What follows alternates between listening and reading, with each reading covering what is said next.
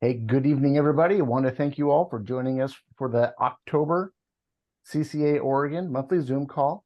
We're grateful this month that we're going to have Sarah Cloud, who is the Executive Director for the Deschutes River Alliance.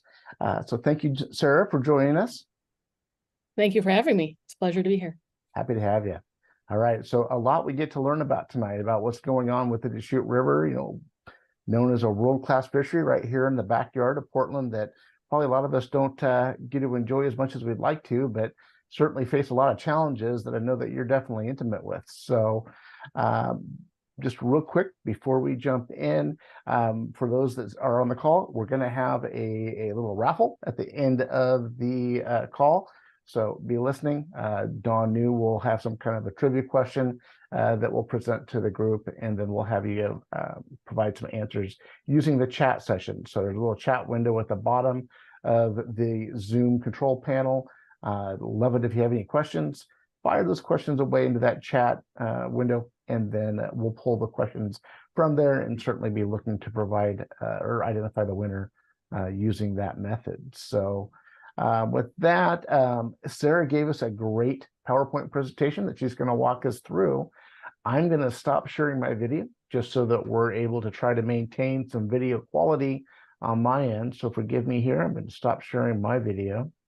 Not that you want to see my ugly mug, but with that, Sarah, hey, any questions? Anything that you want to ask before we jump in? No, I think I'm good to go. Fantastic. Well, then let me share my screen.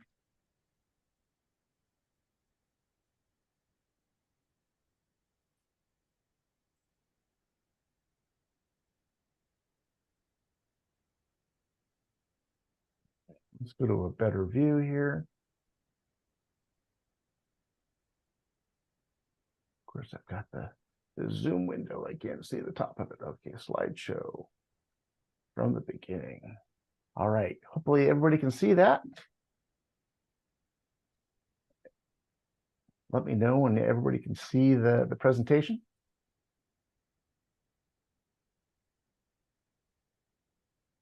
Looks good, Wade. Okay, Looks good. Thank you. All right, let's go ahead. Sarah, take it away. Okay, I'm Sarah Cloud. I'm with the Deschutes River Alliance, and I appreciate being here this evening to share what's going on with our river in our little part of Oregon.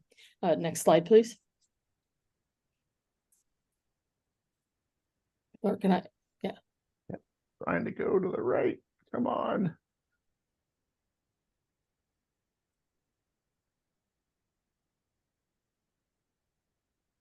Well, thank you, Sarah. We enjoyed your PowerPoint.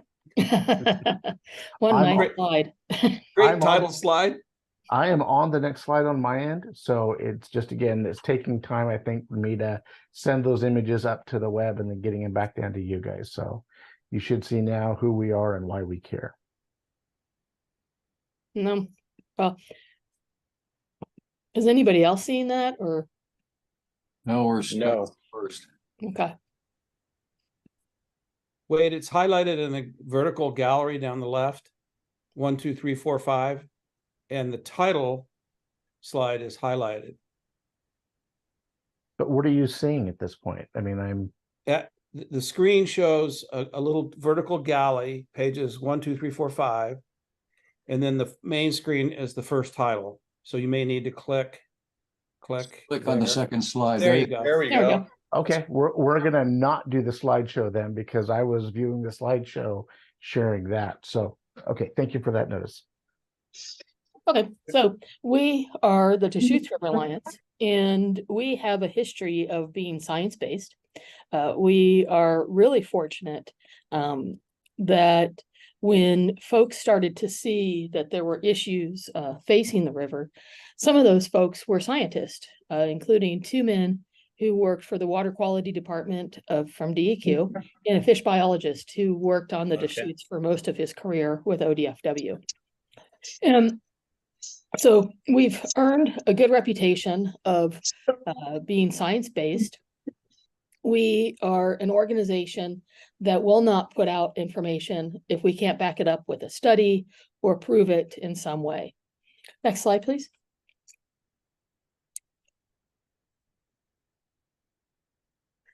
So it sounds like a lot of you know the lower Deschutes. It is it's just a national treasure. It, has a section of wild and scenic river. It is an incredible habitat, not just for fish, but for birds and aquatic insects, and just a really great place to spend time. I know personally, I can't get enough of it. It's a very rejuvenating place, very quiet, and it's a mere 2 hours away from Portland.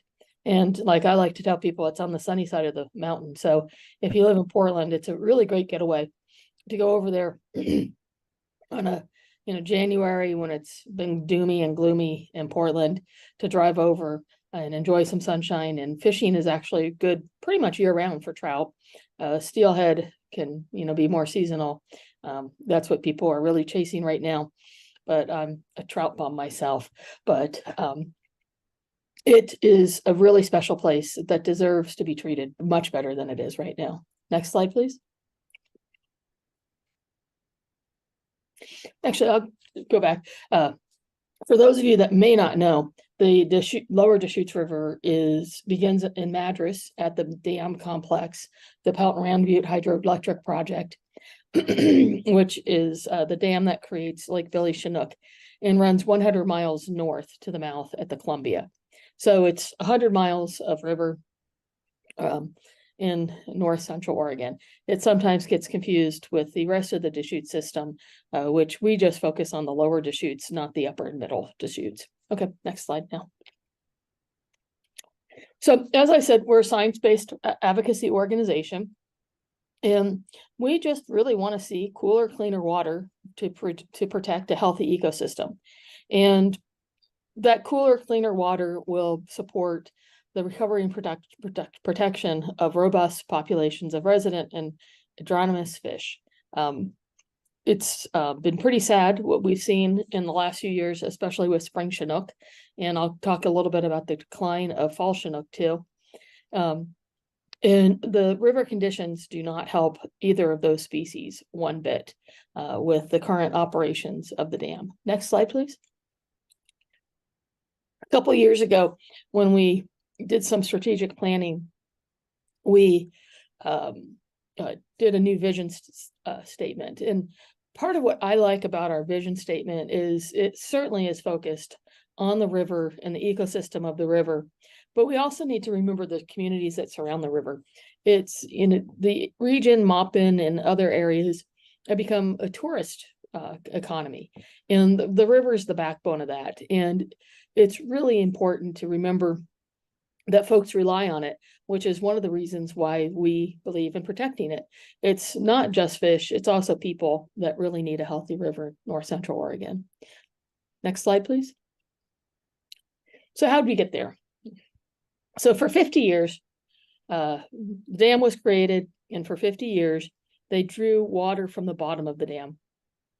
And this water was cool, clean water. The way Lake Billy Chinook works is the cooler, cleaner water from the Metolius arm kind of goes to the middle, or goes to the bottom, excuse me. And then the middle Deschutes water kind of hangs out in the middle. And the Crooked River water, which is some of the more polluted water you're going to find and fairly warm, kind of hangs out on the top.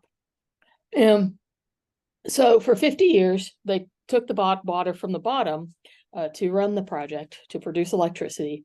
And that created a world-class fishery in the lower Deschutes. It's the fishery that many of us knew 15 years ago, and we dream of today still. It is part of why the region has the reputation it has, is that fishery just became one that people from not just around the country, but from around the world traveled to experience.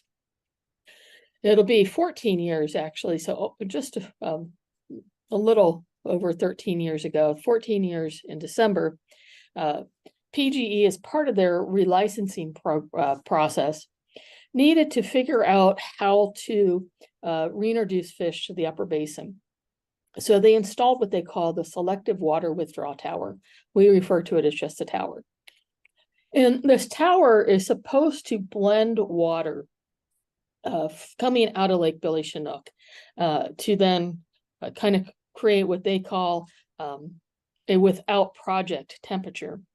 So it should be blending the water. And at times, only at night for 3 months out of the year, they need to create a surface in the surface current is used to try to attempt to bring juvenile fish to be captured and then trucked around the dam as part of the reintroduction project. So that's the purpose of the tower, is to blend water, and allegedly it was supposed to improve the water quality of the lower Deschutes River, which it has not. And it's also supposed to be part of a fish reintroduction program that, quite frankly, is failing also.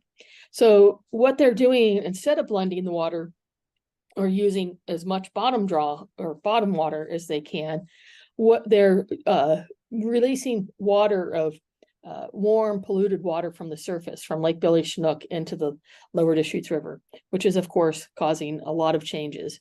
And we'll get into those in a little bit, in a few slides here. So next slide. So we have two pieces of equipment called data sondes. And up until this year, we just had one, which is positioned just below the dam in the Warm Springs area. This year, we added a second station in Maupin. And these data sondes, you can see one to the right in that photo. They are in the water continuously collecting pH, temperature, dissolved oxygen, and turbidity information. One of the exciting things we were able to do this year is we added transponders to the data sondes. And we make this available to the public. This is a website that you can go to, and you can access it through our website. It's a link on our website. And every 10 minutes, the data from our data sondes is uploaded to this website, so we can see on the fly what's happening with the river. This was taken, I put this together in June. And in June, the pH level, well, year-round, the pH level should be below 8.5. And you can see here near Warm Springs, it's 9.12, which is pretty darn high and reaching a dangerous level for aquatic life. 9.2 is pretty dangerous.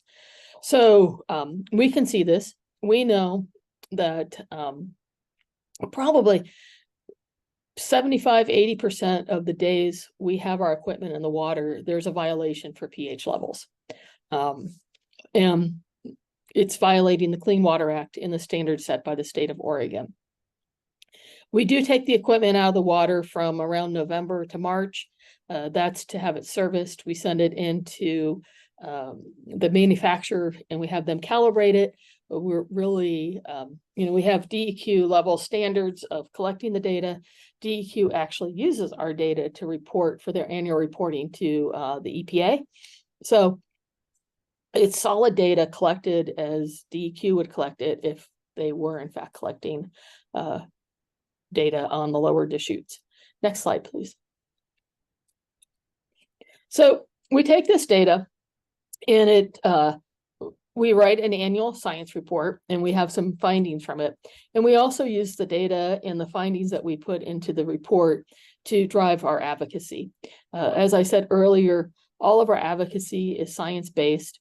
It's driven by this data we collect, analysis from respected scientists such as our board members, and we use that to advocate for cleaner, cooler water in the lower Deschutes.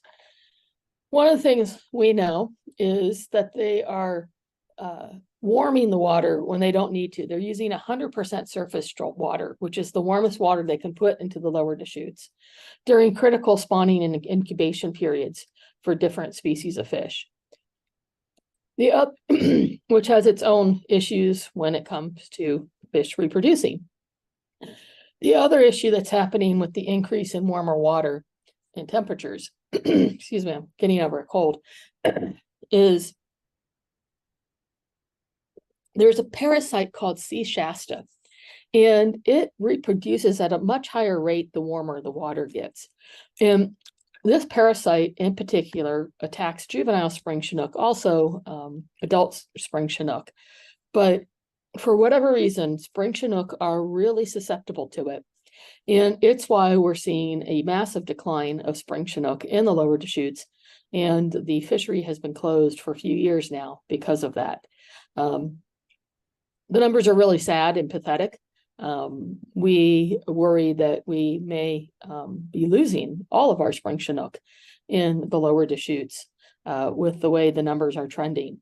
And again, if they would release water from the bottom and cool the river, we'd see an immediate improvement in things such as pH, but then the Sea Shasta wouldn't be able to thrive as well as it is now. Next slide, please. Sarah, if I may, earlier you had shared that those towers that the purpose of those were to be able to pull and blend that water, the deeper, cooler water with that top level. You're mentioning here that they're intentionally pulling that top level off of the river. Is there a reason? Is it because of the water level having dropped? Why is it that they're only pulling off of the top? Well, that's actually the next slide. Oh, fantastic. All right. So they don't lose any power production when they take water from the surface or when they take water from the bottom. Their production of power is the same. So that it's not a financial reason why they don't change things. We have found no evidence of them needing to do more surface water. You can see here that Megan Hill, who is one of the top people for PGE at the project, is saying that it's more natural seasonal temperature patterns with the way they're running it, and that it's better for fish to be warmer in the spring and summer, which we can't find any evidence of that being true with any studies or anything of that nature. And then the one we find really interesting is they want to have warmer water in the spring for fall Chinook growth, and then cooler water in the fall when the fish return to spawn. This is, people ask me all the time, why do they operate it the way they do? If it doesn't cost them any money to change operations, why don't they change operations? And I just don't know. This is on their website, so it's as close to an official position from them that we have. But we disagree with what Megan is saying. So in the next slide, you can actually see these are fall Chinook returns. And you can see that the number of fall Chinooks was on a slight increase, returning every year prior to the installation of the tower. So fall Chinook were doing okay. Not great, but they were doing okay. We go to the next slide. Real quick, if we may. Dawn, you had a question? So your hands Well, raised. I'm kind of referring back to the last slide, but is there, we've all heard about this tower forever. What is the revenue generated that justifies this mess? So I don't know how much the dam complex brings in for PGE. That's buried in financial documents that we haven't bothered to go through, in large part because we know there would be no financial cost to release more water from the bottom. Power is generated the same if they take it from the surface, if they take it from the bottom. So any claims that it harms their energy production are just false. So okay, so I'm sorry, but and we've heard that too. Why in the God's green earth don't they do it? Well, like I said, this is the closest we have to an official position. We pulled it off their website. Yeah. And, they tell us that they want to increase the number of fall Chinook. They tell us, these are in meetings verbally, which, I don't have them recorded, but they tell us that they want to increase the number of fall Chinooks, that they think springtime warmer water is better for fish. And we find no studies, no scientific data to back up those claims. And in fact, we can kind of show the opposite. So I just showed you the slide where fall Chinook were on the increase. If we go to the next slide, after the installation of the tower, they're really kind of on a decline. They're certainly not doing any better, but they are on a decline, with the exception of 2019. And so is this not your science or people that are around you with science fighting their science? Whose science is right? Because they're coming off like their concern is the same concern that we all have. Mhm. So is Well, it just so a battle of when it comes to whose science is right, we most certainly disagree with this assessment about Fall Chinook and the need to hold on to cold water for Fall Chinook in the fall. In fact, Les's father, Steve Pribble, is working on a paper and has put a lot of energy into researching. Is there any claim or any science to back up that claim? And he's not been able to find anything. In fact, he's found the opposite.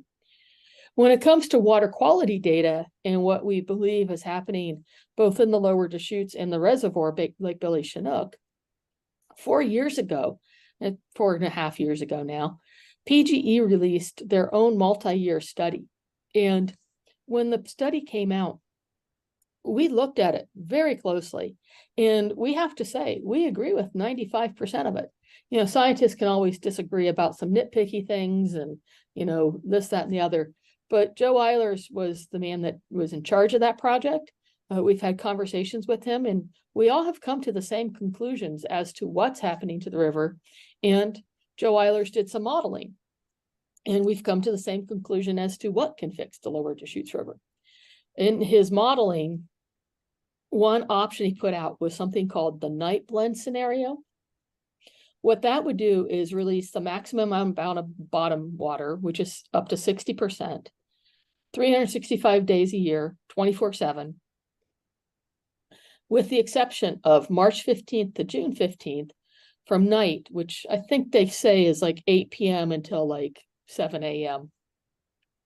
When fish are migrating, they would do surface to create that current to try to draw the fish in. We agree with Joe Eilers, they're scientists. The scientists they paid a lot of money to. Why they don't follow his findings, I can't answer that. I don't know. It doesn't make sense to me. do you think it's great that there's a bass fishery down there now? No. The bass fishery, you know, I just went over to the John Day a few weekends ago. If you want to fish bass, that's a really great place to go. It's a lot of fun. The bass fishery, though, is not helping any of the species we want to have in the lower Deschutes. They're very predatory. They're not attacking just trout. They're attacking steelhead. They're attacking fall and spring Chinook. You know, they're going after all of them. And it's creating really, you know, between water quality, temperatures, pH, and whatnot. And then you throw predators in there like the bass, which we're seeing further and further up the river. It's a really hostile environment for fish. But the power company, how do they, that's a very obvious byproduct of what they're doing. Would they say that's cool? You know, do they don't have, I don't know if they have an answer for that. I have not heard them answer that question about bass. No. Next slide, please. So as I said, this tower was installed to reintroduce fish to the upper basin. And this is a graph showing the returns for different species of fish. And it's an abysmal failure. They're not getting fish back up to the upper basin with this current program. And, you know, they're putting at risk 100 miles of prime fishery. Part of it's a wild and scenic river. It's, you know, for a couple hundred fish to come back. So this is not enough fish to create a sustainable fishery in the upper basin. And they, yeah, it's, and when they release the adults into Lake Billy Chinook, they have a lot to navigate to get back to the tributary that they came from. So the whole program is just an abysmal failure. There's really no other way to put it. So originally, was it just a public relations idea to mitigate something? I mean, what was it? So the government agency FERC, which I think it's Federal Energy Regulation something, they are the ones that oversee dams and give licenses for dams. And about 20 years ago, when PGE went in to have the dam relicensed, renew they had a 50-year license, and they were renewing it for another 50 years. FERC told them, you have to have some sort of fish passage. They're requiring all dams to have fish passage and to try to create an environment as if the dam wasn't there. It's pretty impossible to create an environment as if a 3-dam complex wasn't there in a huge, I mean, Lake Billy Chinook is, I forget how many miles or acres it is or whatever, but it's a big body of water. And to try to create an environment that, you know, would replicate it not being there is a really tall order. And that is what this tower is attempting to do, is to replicate an environment as if the whole dam project wasn't there, and reintroduce fish, the reintroduction program for fish into the upper basement. And it's not working. It's just plain and simply not working. Next slide, please.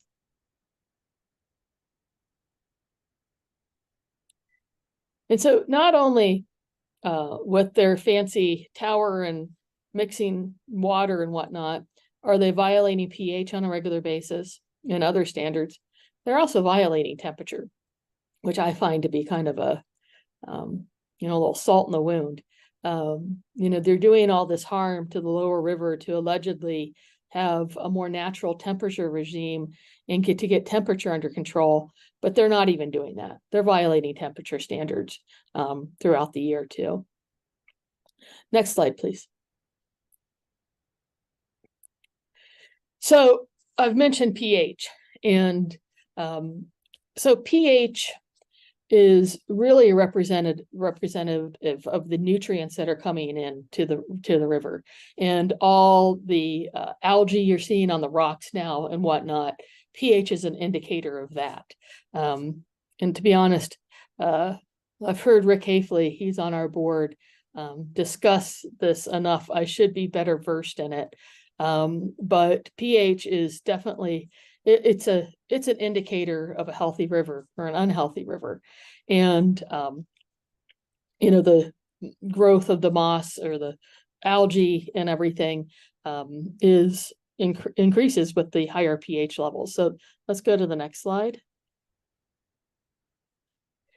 So you can see here, the basin standard for pH is 8.5. And there's a line there, selective water withdrawal tower operation begins. Before that line, they occasionally violated the pH standard, but for the most part, it was in compliance. Now, on a very regular basis, they violate the pH standard. And that's concerning to us. Next slide, please.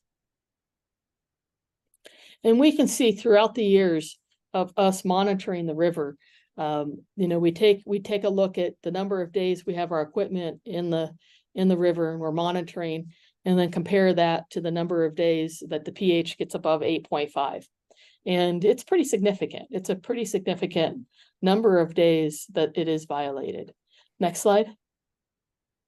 And this year, now this is a month old now, but out of 150 days of monitoring in Warm Springs, you can see pH was violated 132, temperature was violated 18, and then in Maupin, 104 days of monitoring, and pH was violated 103 days.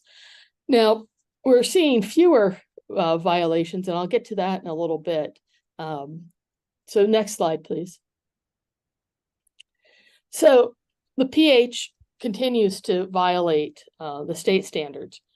But what I can show you on the next graph is that tower operations can be managed to keep pH within the allowable amounts to meet state standards. And so next slide, please.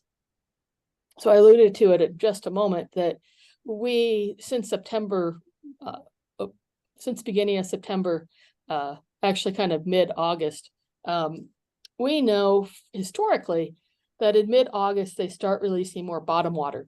And this is from last year, the data from last year. We don't have this year's data yet. But historically, around August 15th, September 1st, they start releasing more bottom water for that cooling that they think the fall Chinook need in the fall time. And you can see on this chart, every time they release more bottom water, pH goes into compliance.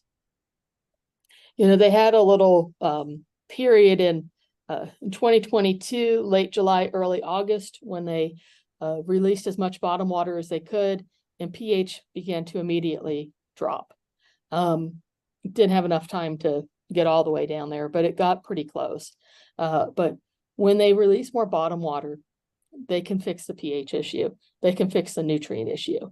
And that is one of the frustrations that we have, is the river doesn't have to be this way. They can fix it. They can just release more water from the bottom year-round using that night blend scenario that I mentioned before, which allows them March 15th to June 15th to do surface draw for their fish reintroduction program, which isn't working, but if they need to continue it, they can continue it. But they can fix the river. And we can see a cleaner, cooler, lower Deschutes River with happier aquatic life. We'll see less bass and things like that. All they have to do is release more water from the bottom. And this graph demonstrates that. And we have graphs from previous years too, data from previous years that support this. Yes, does Les have a question? Les? So Sarah, you mentioned the term violation a number of times, and that they're in violation of the pH levels and stuff, which tells me that there should be some type of regulatory agency that is monitoring those violations. And why is it that agency making PGE not be in violation? Well, that would be the Oregon Department of Environmental Quality, who is a regulatory agency who should be working with PGE with solutions for how they can be in compliance. At this time, DEQ has decided instead to not work with PGE to change operations for them to be in compliance, but for them to create what they call interim agreements. The process to have the license and come up with the standards that need to be met by the project was a years-long, very public process. A lot of input from a lot of different sources. These interim agreements are backroom deals. Literally, they email each other back and forth without any consultation from anyone outside of the handful of people from PGE and DEQ. No public process whatsoever. And what they do is they try to change the standard or the bar that they're supposed to meet. But they still are violating the Clean Water Act. But DEQ works with PGE to try to change the standard and say, this year you can do this. This year try to do a little better. And they still fail to meet what the interim agreements state. Yes, do you have a question? Yeah, two questions. One, has there ever been litigation from you all or anybody else? Threat of litigation, anything? So we did have a Clean Water Act lawsuit against PGE. The Warm Springs Tribe is a co-owner of the project, and we tried to sue PGE solely as the operator. The Warm Springs Tribe inserted themselves into the case, and when they did that, the judges in the Ninth Circuit Court of Appeals ruled that they had sovereign immunity and that we cannot sue them because of their sovereign immunity. So the case was thrown out. And it was extremely disappointing and frustrating because the data, the science never got its day in court. It was totally a tribal nation ruling. So the second question was, if you went to them for a compromise, Mm-hmm. would they say, no, we don't need to because our science supports what we're doing? They would say, PGE would say, no, we don't need to because DEQ is not making us. So, yeah. Okay. But I mean, your hands are tied when the sovereign tribes are involved? So we can't sue PGE, but we are looking at different legal avenues. We're always looking at different legal avenues, and I can't really share those at this time. Yeah, yeah. Can I ask why would the Warm Springs and why would the Native Americans not want to side with you? I mean, we're trying to improve the health of the fishery. I know that's pretty sacred. Why would they take the other side here? The tribal members I know in particular, I know the guides that work on the river, they take our side for whatever reason. Tribal leadership is sticking with what PGE is doing, and it's not rational, and I can't answer why they do that. Can you get your hand up? Part of my question got answered because I was curious. The tribe must have a huge stake in this because basically it's their water. Mm-hmm. And I am, have they initiated any studies on their own or not? Not that I'm aware of. They let PGE do the study that was released 4 years ago. And I think, I know PGE and possibly the tribe feel the river's been pretty studied. And we continue to monitor it because we want to know what's happening, and it drives our advocacy. This summer, with being able to use the transponders and get the data pretty immediately, started to email the new head of DEQ and the new governor's person who's her liaison for natural resources, her environmental person, the data, and to let them know that the violations were continuing. And then I emailed them after we saw an increase or improvement in pH, and shared with them, like this chart that you're seeing right now, that historically, the colder water indicates that the bottom water is being released, and pH comes into compliance. Their reply was to have an attorney from the Department of Justice email me and request that whenever I email DEQ, I copy her on all my emails. Yeah. Mike B, you've got a question? Yes. Where is ODF and W in the middle of all of this? They claim that trout are doing fine. Trout numbers, it's hard to say. We don't have the resources to do a study on trout. We do see black spot. Black spot concerns us because it's an indicator of something being wrong.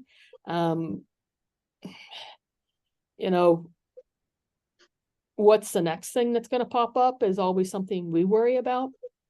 And then when I bring up with ODFW, things like spring Chinook numbers dwindling rapidly and coming up to too close to zero for comfort, I'm told that it's a Warm Springs River issue, not a Lower Deschutes River issue, because that is where they spawn, which is, with the Sea Shasta issue, is not a true statement.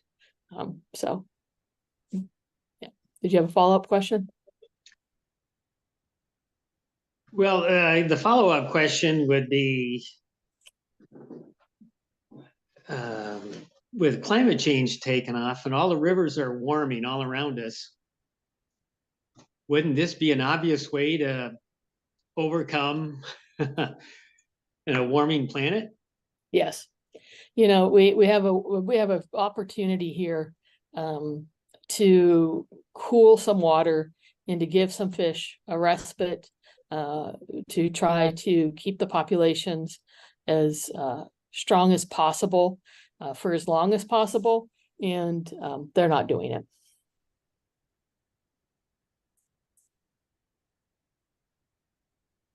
Any other questions at this time? Go on to the next slide then. So dissolved oxygen is another standard that they failed to meet. So dissolved oxygen is a little more complicated. It's kind of, it's easy when I look on our website to see if pH is in violation, because it should always be 8.5 or below. Dissolved oxygen, the number varies depending on the time of year and if it's a spawning period and whatnot.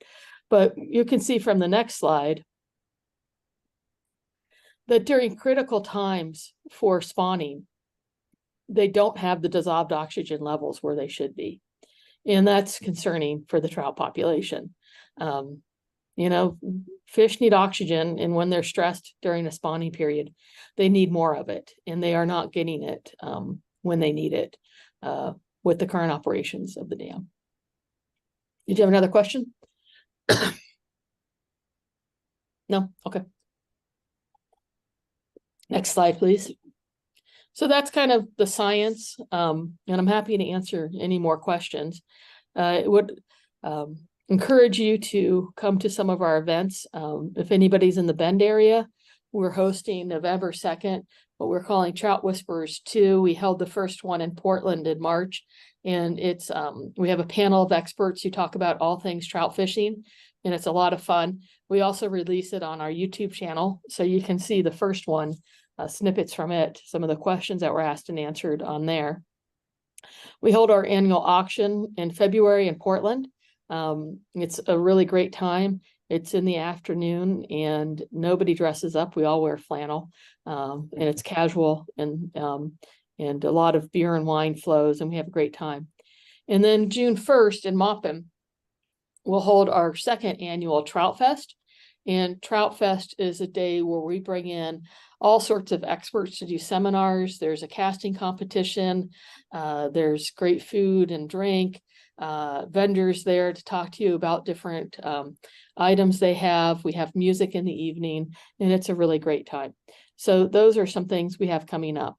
And then the next slide, you can see our contact information. It's really great to sign up for our email blast to stay abreast of what we're up to and what's happening with the river. If you email info@DeschutesRiverAlliance.org, we're happy to answer any questions you might have. One thing I don't have on here is we have a YouTube channel, and on it we have some of the Trout Whisperers videos, but then something, if you want a deeper dive in the science, we have what we call the State of the Lower Deschutes that we did back in, was that April, May, so back in the spring. And that's on our YouTube channel. And it gives you a really deep dive into the history of the science and what's going on now. And so that's a good way to learn even more about the issues. But our email blasts will make people aware of different blog posts we do. Our blog is also on our website. Our blog has some really great deep dives into why these different things matter and the science behind them. So, do people have questions? Sarah, now you are representing the Deschutes River Alliance. There's another group out in Bend, also the Deschutes River Conservancy. Are you working in unison with those people, or? So they tend to focus on the upper Deschutes and the middle Deschutes, so that part of the basin, whereas we focus on the lower Deschutes. They are doing some restoration projects now, or one restoration project on a tributary to the lower Deschutes, and we've been in contact with them about that and kind of tried to support that work that they're doing. Right. Thanks. Mm-hmm. So I have a hypothetical question for you. Okay. CCA for years has been a supporter of hatcheries, and Leeburg seems to be kind of on the block every couple of years. They have recently been served basically a shot across the bow for a lawsuit from several of the anti-hatchery groups. Names aren't important. but they're basing it, they're suing DEQ, and they're Mhm. basing it on many of the infractions that you're showing, similar stuff, warm, not clean water. And, we're going to do what we can do to fight the situation. And hopefully it can be, if it really is the kind of problem they're talking about, get it fixed. But let's say Leeburg loses and shuts down. What does that give you fodder for getting things done with these folks at the power company? I'm not an attorney, so I can't give a definitive answer on that, but it's certainly the type of thing we have attorneys watching and looking to see if we do have inroads with the legal route. Yeah. Well, I don't want to speak for everybody else, but this has been terrific. Oh, thank you. I'm sure we would like to have you back when people have had time to think of more questions and things. It's really been informative. We need to pay more attention. That CCA can sometimes be a little Portland centric, North Coast centric, and guys like Les Kipper and Charlie and Pat Simiotti are out there, and this is just the kind of thing that we just need to know more about. And this is, as an overview, this has been great. I just want to thank you. Thank you. I appreciate that. Does your website identify actions that members or visitors can take if they wanted to send an email? Who would be the best contacts to be trying to raise our concerns to? So we're actually in the process of rebuilding our website, and we're going to have better information about that on the new one, which should be done in a month or two. And we do have times where we have call to actions. For example, this last spring, back it up a year and a half, 2 years ago, DEQ asked me to serve on a committee that was part of the aquatic life water quality use updates. It's the first time they've done that in 20 years. And they have proposed some rules that we don't agree with. There are some ridiculous things in there. The two highlights are, one, allowing the pH levels standards to be raised to 9.0 on the Crooked River, which is just going to affect everything downstream. And there's it's going to really harm the fishery on the Crooked. And it's an example of DEQ not wanting to enforce standards, instead to switch standards, change standards so that people aren't in violation. The other one was they want to set a statewide dissolved oxygen standard for trout. And they want to say that June 15th is the hard stop deadline for trout. All trout spawn before June 15th. We know that's not true. ODFW actually has aquatic life use tables that have different information in it. And we're asking DEQ to coordinate with ODFW and look at every body of water and use ODFW's data to set the end date for the dissolved oxygen. Did you have a question? Yeah, another thing, I tend to, all of us that are passionate about water and fishing, many times I've been upriver steelhead fishing and gotten into a big giant mat of weed, huge mats. Now I've been going there since I was 18. So that's like well over 100 years, but this is new stuff in the last 8 to 10 years. And when I got in the middle of it, I blamed the tower. Is it the water change that's letting those things grow? Yeah, it's the increase in nutrients are feeding the plants. So not only is there more algae, but there's more plants growing. And so you're going to get more mats of aquatic. They're huge in some places. I mean, really, really not good. Yes, they are. I have a similar question. So fishing Lake Billy Chinook here last summer, all of the kokanee that we were catching seemed to have growths, things that were, did not look healthy on the fish. Are you familiar with what it is I'm describing and what was causing that? No, I'm not. Okay. Yeah. Okay, we try to keep this thing to 1 hour. So it's 7:24. So we're going to do the trivia real quickly. So get ready. You have to, Wade will tell you how you enter and Ken McCollum's out because he knows everything. You can't play this, Ken. Yeah, along the bottom of your Zoom window, you should see a chat window. Open up the chat window, make sure it's showing that you're sending it to everybody.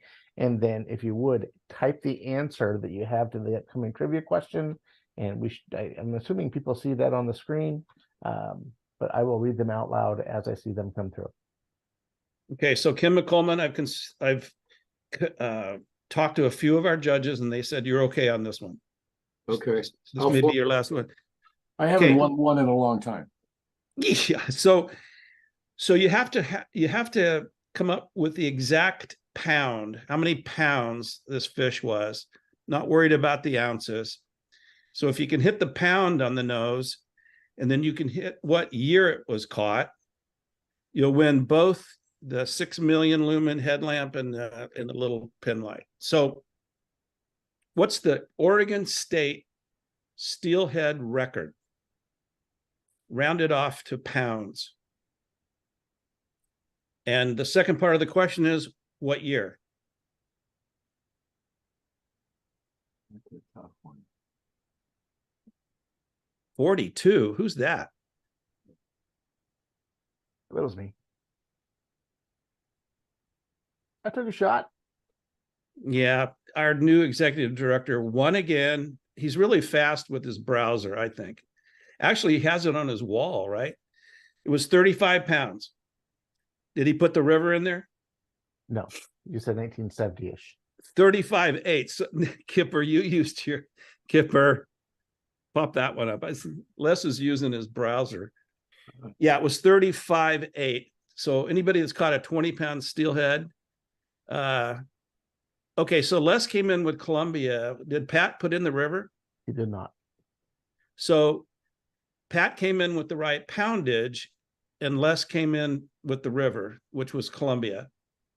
So we'll send Pat still another Coast product, and Les gets the pin light. I think the pin light's only like 3 million lumens, but it's pretty cool. You can weld with it.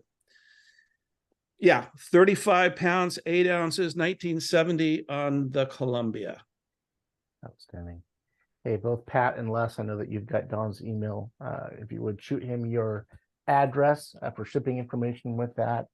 And yeah, we're to the bottom of the hour. So any remaining questions that we have for Sarah? That was great, Sarah. Thank you. Really nice. For having me. I enjoyed it. You had great questions too. Couldn't agree more. So fascinating, but definitely frustrating. So Yes. Thank you, Pat, I'll Sarah. personally deliver another Coast product. Thank you very much, Sarah. You can start a little retail store. All right. Sarah, this is Pat Semiotti. Mhm.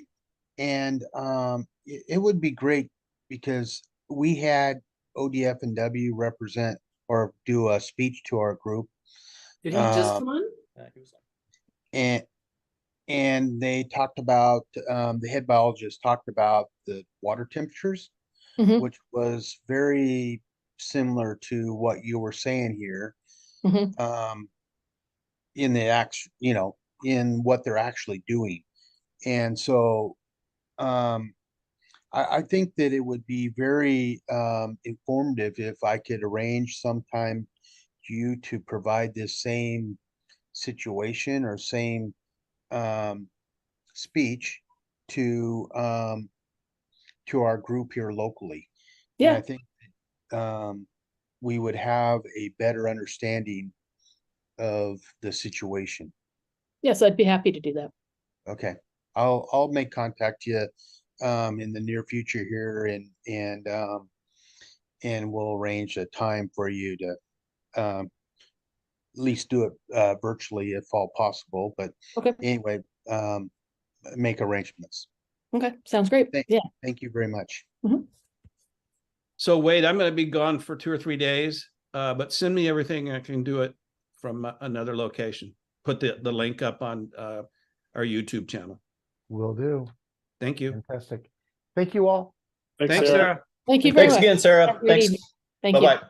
Bye. Gonna call you as soon as